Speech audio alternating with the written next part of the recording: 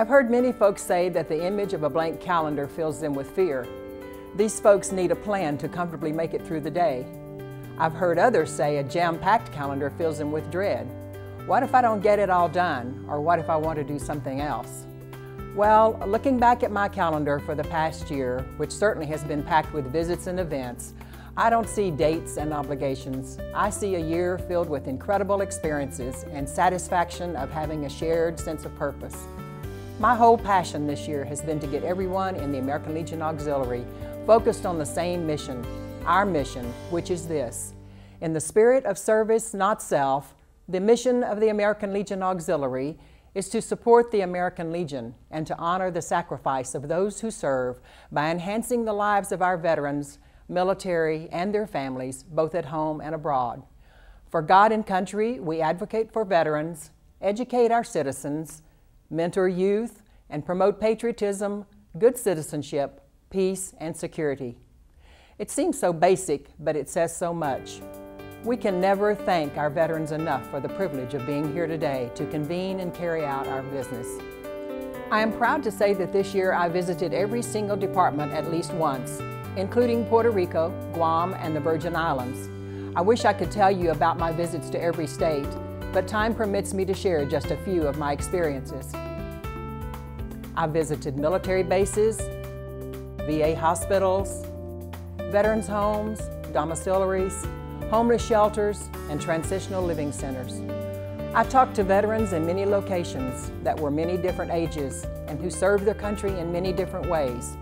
And while each was vastly different, they share a common mission, just like we do. And they all share our appreciation and respect. Let me tell you about a young man named Joseph whom I met on my first official visit to Ohio. I met Joseph as he was walking down the hallway of a veterans hospital. What made me notice him was the fact that he was wearing a University of Texas ball cap. I just had to stop and speak to him and to tell him I too was from Texas. Joseph told me he had just recently progressed from a wheelchair to crutches and had been there for a couple of months. In talking with him, I found out he had no family close by, so we exchanged email addresses so we could stay in touch. I wanted him to know the American Legion Auxiliary was there to support him in any way we could. Joseph has been awarded 2 Purple Hearts for injuries received from an IED and a grenade in Afghanistan, and although he had made a miraculous recovery thus far, he was still going through a lot of pain in his back and legs. In future conversations, he told me the only thing that really helped were massages, but they were very expensive and not covered by the VA. In my travels as national president, many auxiliary departments and units have presented me with donations to cover his much-needed massages. He recently told me that only by the grace of God and the special gifts from auxiliary members for the daily massages has he now been able to take more and more steps every day and can once again feel his feet touching the ground. In September, I visited the Department of California, where I saw an amazing commitment to growing membership. Can you believe this department has 2 members who each personally recruited more than 300 members in 1 year? And can you believe they both happen to be in the same unit in Newport Beach, Unit 291? Last year, Unit President Kendall Madsen recruited 300 members, and this year, Melvita Mason recruited 300 plus. Talk about the power of one. While in California, I also had the privilege of participating in California's Ride to Recovery, where I met a young man named Ryan. Ryan is an OEF veteran and a hero in every sense of the word. He was there to support a rider named Juan Carlos. Juan Carlos is an E-4 specialist Chinook gunner crewman in the U.S. Army who enlisted in 2006 and was deployed to Afghanistan in 2008. He was injured on October the 13th, 2009, when his aircraft was hit with an RPG. His lower leg was so badly injured that it required amputation below the knee. It was Ryan who pulled him from the burning aircraft, and Ryan still supporting him as he rode that day in California. Later in the month, I traveled to La Crosse, Wisconsin, where I attended the National Veterans Creative Arts Festival, hosted by country music artist Michael Peterson. In La Crosse, I met a veteran named Philip, a bronze medalist who I encountered off and on throughout the week. It wasn't until the last day of the National Veterans Creative Arts Festival that I found out Philip was homeless and was going back to Tennessee to live in his truck. I have been able to keep in touch with Philip by email. When I last spoke to Philip, he was interviewing for a job. He has truly blessed my life. Both Ride to Recovery and the National Veterans Creative Arts Festival are close to my heart, I guess because they offer the chance to bring our veterans full circle. I know many of you share my feelings of appreciation and inspiration when you see our young soldiers deploy for the first time. Many are so young, and they leave with such bright, optimistic faces, full of pride because they know they are part of a mission to serve and protect our country. But even as they are leaving, they are also eager to get back home and return safely to their loved ones. Of course, not all return, and many return wounded, some with wounds you can see, many more with wounds so deep they can't be seen. Ride to Recovery and National Veterans Creative Arts Festival offer hope and healing to both types of injuries. As co-sponsors of the Creative Arts Festival, we help provide rehabilitative treatment that helps our veterans cope with both physical and mental disabilities. The songs, the photography, the paintings, and the sculptures we see through the Creative Arts Festival are beautiful works in themselves. But when you actually meet the artists and hear their stories and learn that their art may have started from a dark wound that came from serving our country in war, and that it helped heal them and give them hope, well, it's almost too much to take in.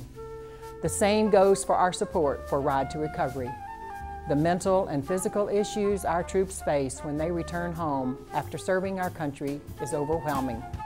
Cycling helps them in the rehabilitation of both their physical and mental injuries. To see our wounded veterans begin to heal and ride literally thousands of miles is a great, inspiring experience for everyone involved. We owe our veterans a debt of gratitude, and we owe them the best possible treatment and care. Both the Creative Arts Festival and Ride to Recovery help provide this. I spent Veterans Day in Washington, D.C., where I participated in ceremonies honoring our military families and laid a wreath at the Tomb of the Unknown. That's also the day I met Earl Reed, a veteran who had served in the armed forces to protect the home front, yet ultimately found himself homeless. I had the pleasure of working side by side with American Legion Auxiliary members, moving Earl and other homeless veterans into new apartments and showering them with the lovely buddy baskets assembled by the Department of Virginia. The day of the move-in, which was on Veterans Day, my father came and picked me up from the shelter, and we came over and assisted with the move-in. I met a lady, Carlene Ashworth, which is I found out later that is the national president of the American Legion Auxiliary. I had no idea at the time. And her and I actually still stay in contact. And matter of fact, I talked to her yesterday about 30 minutes on the phone. So it's really nice. When I learned at Christmas time that Earl didn't have the money to buy gifts for his children, the Department of Virginia stepped up again, providing Earl with gifts for his family and a holiday meal.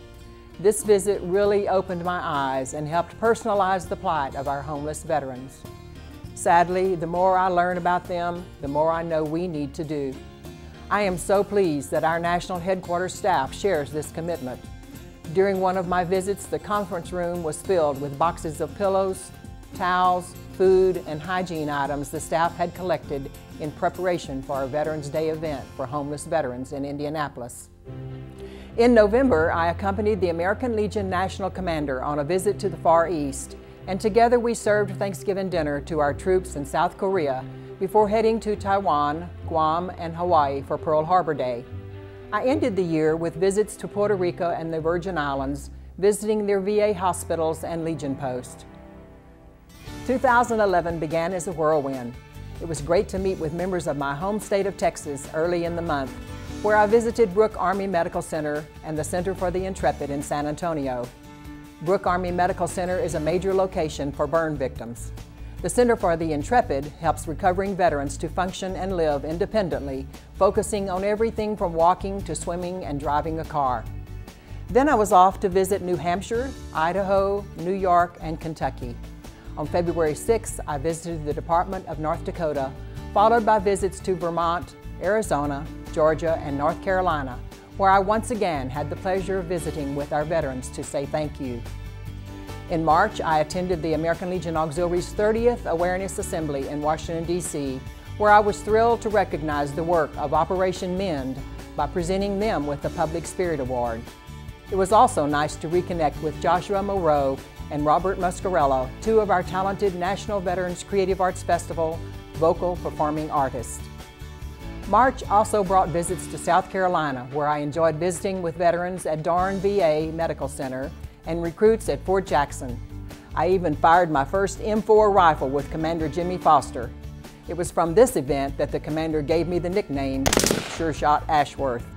Then I was off to New Jersey, Washington, and New Mexico. During a trip to Illinois, I visited the Illinois Veterans Home in Manteno.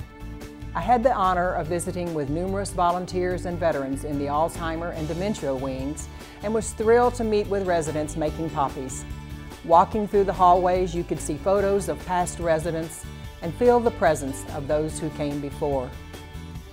And in Milford, Delaware, I visited the Home of the Brave, where I saw our veterans bravely work to gain control of their broken lives. During my March visit to Arkansas, I visited the Pine Mountain Veterans Home, where homeless veterans also find a safe, warm place to sleep while seeking help. The outreach of our American Legion Auxiliary members at both these homes was inspiring. In Arkansas, I also participated in a Fallen Hero ceremony, honoring the fallen and recognizing their surviving family members. I returned home to Texas to attend the Ride to Recovery Texas Challenge, where I had the privilege of driving a support vehicle and meeting many of our veteran athletes. Each and every one was inspiring, especially Dwayne Wagner, a Vietnam veteran who lost both legs and continues to inspire younger veterans who suffer from similar injuries. And I'm a double leg, and they say, well, if he can do it, so can I. But I'm going to be better at it than you are. And that's what's needed. We challenge each other. He shared a great deal with me on this trip, and despite his physical afflictions, he keeps a positive outlook. He often jokes when he gets off his bike that his feet are killing him. In April, I visited the Chelsea Soldiers Home in Massachusetts before heading to the great state of Tennessee, where I witnessed an incredible sight while waiting for my flight. Two families of moms with little boys were eagerly awaiting their daddy's return. When they saw their fathers coming down the jetway, they ran as fast as their little legs could go and jumped all over them, with their excited moms right behind them. Everyone waiting to board the plane began applauding. The man standing next to me started it, wiping tears from his eyes. These happy homecomings happen at airports and military bases all over our country, but they won't happen often enough until all our troops come home. God bless our soldiers and families. In Maryland, I participated in the naturalization ceremony for over 100 new U.S. citizens. What an honor. I also toured the Naval Academy and was a guest at the Department of Maryland's first Veterans Creative Arts Festival, where I was thrilled to catch up with many of my Creative Arts Festival friends. While visiting the great state of West Virginia, I was honored to meet the family of the late Frank Buckles, who was the last surviving veteran of World War I. Then in Maine, I visited Beale House Veterans Home and Togus VAMC. I attended the American Legion Auxiliary's Learning and Listening Conference in Wisconsin with more than 80 attendees from 22 states. In Mississippi, my visit to Camp Shelby was a great delight. I assisted in presenting 2 boxes of yellow ribbons and popcorn supplies for their chaplain program. I even signed up 5 Legionnaires and 1 auxiliary member while I was there.